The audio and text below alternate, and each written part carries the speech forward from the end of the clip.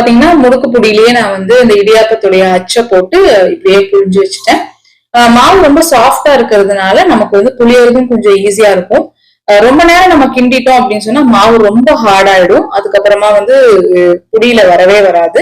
So அதை நம்ம ரொம்ப கேர்ஃபுல்லா பாத்துக்கணும். அந்த ஒரு ஸ்டெப் மட்டும் தான். லைட்டா சூடான உடனே ஸ்டாப் பண்ணிட்டோம் அப்படின்னா இந்த அளவுக்கு நமக்கு வந்து சாஃப்டா வந்துடும்.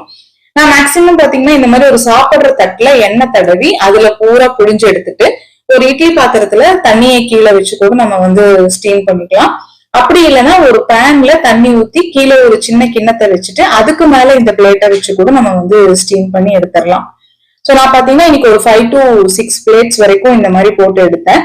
நல்லா சூடு ஆறுனதுக்கு அப்புறமா இன்னொரு பிளேட்டுக்கு நம்ம வந்து அழகா டிரான்ஸ்பர் பண்ணோம்னா இந்த மாதிரி அழகா தோசை மாதிரி வந்துடும். இதை வந்து நம்ம ஒரு கண்டெய்னர்ல போட்டு வச்சிட்டோம் அப்படின்னு சொன்னா ஒரு 2 டேஸ்க்குள்ளார நம்ம வந்து குக் பண்ணிக்கலாம். ஏன்னா இதுக்கு வந்து அதிகம் ஒர்க் பண்றோம் அப்படிங்கிறதுனால நம்ம வந்து கொஞ்சம் நிறையவே செஞ்சுக்கலாம். நிறையவே செஞ்சு இந்த மாதிரி ஒரு கண்டெய்னர்ல போட்டு வச்சிட்டோம் அப்படின்னா ஒரு 2 டேஸ்க்குள்ளார நம்ம வந்து நமக்கு எப்படி வசதிப்படுதோ அந்த மாதிரி செஞ்சுக்கலாம். சோ நான் இன்னைக்கு பாத்தீங்கன்னா இந்த கண்டெய்னர் எடுத்தேன். எனக்கு இந்த கண்டெய்னர் ஃபுல்லாவே வந்துருச்சு. ஒரு 6ல இருந்து 7 செட்டு வந்து எனக்கு வந்துச்சு.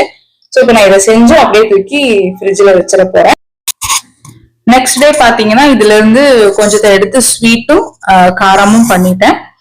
ஸ்வீட்டுக்கு வந்து பாத்தீங்கன்னா ஒரு பேன்ல நெய் போட்டுட்டு முந்திரி பருப்பையும் தேங்காயையும் வறுத்துட்டு அதுக்கப்புறமா இந்த சேவையை வந்து நம்ம ஆட் பண்ணிட்டோம் அப்படின்னு சொன்னா இன்னும் நல்ல டேஸ்ட் கொடுக்கும். அதுக்கப்புறமா நீங்க சுகர் ஆட் பண்ணிக்கலாம். தாளிக்கிறது எப்பவும் போலதான் உங்க ஸ்டைல பண்ணிக்கோங்க. ரெண்டுமே ரொம்ப சூப்பரா வந்துச்சு, சாஃப்டா வந்தது. கண்டிப்பா ட்ரை